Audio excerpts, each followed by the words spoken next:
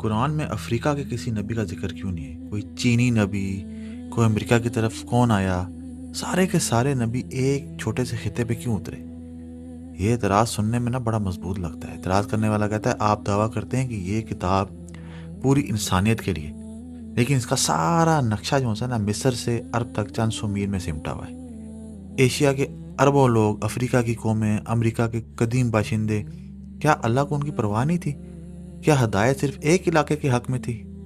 لیکن فرض کریں میں آپ کو کسی خطرے سے نا خبردار کرنا چاہتا ہوں، میں کہوں بھائی دھیان سے، یہ چیز اتنی خطرناک ہے جتنا امیزون کے جنگل کا زہریلا مینڈک۔ آپ مجھے نا عجیب نظروں سے دیکھیں گے اور کہیں گے بھائی میں نے زندگی میں کبھی امیزون نہیں دیکھا، کوئی لوکل مثال دو جس کی مجھے سمجھ آئے۔ بالکل یہی معاملہ قرآن کا ہے۔ قرآن سب سے پہلے جن لوگوں سے مخاطب تھا وہ مکہ کے عرب تھے۔ ان کا روز کا کام تھا تجارت کے لیے شام اور یمن کا سفر کرنا۔ راستے میں وہ عاد اور سمود اور مدین کی تباہ شدہ بستیاں اپنی آنکھوں سے دیکھتے تھے۔ وہ ان علاقوں کی لوکل ہسٹری سے پورے واقف تھے۔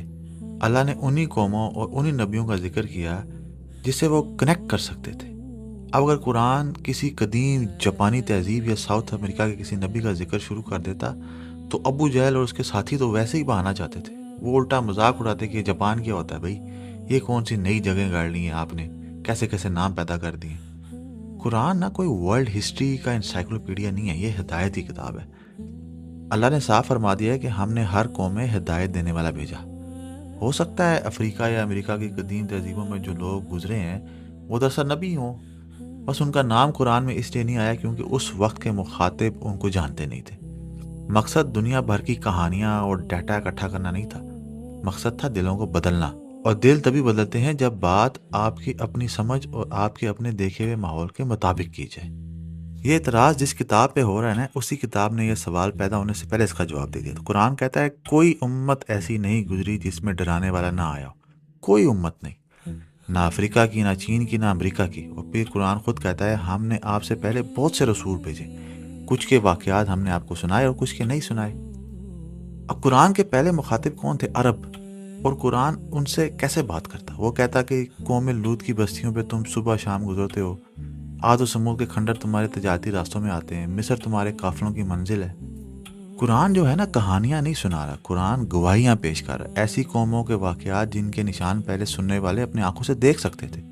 اگر قرآن 7ویں صدی کے عرب کو کسی دور دراز جزیرے کی قوم کا قصہ سناتا تو وہ اس کے لیے ناقابل تصدیق داستان ہوتی، لیکن جس بستی کے کھنڈر سے تمہارے اونٹ روز گزرتے ہیں وہ داستان نہیں ہے، وہ دلیل ہے۔ اور قرآن جو ہے نا تاریخ کی کتاب نہیں ہے، قرآن جغرافیہ کا انسائکلوپیڈیا نہیں ہے، قرآن ہدایت کی کتاب ہے۔ اور ہدایت کے لیے واقعہ نہیں سبق درکار ہوتا ہے۔ فرعون کا تکبر کیا صرف مصر کی بیماری تھی؟ قوم نوح کا انکار کیا صرف اس علاقے کا مسئلہ تھا؟ نام بدل دیجئے، لباس بدل دیجئے، صدی بدل دیجئے، کردار وہی رہتے ہیں۔ ہر تہذیب میں ایک فرعون ہوتا ہے، ہر دور میں ایک قارون ہوتا ہے۔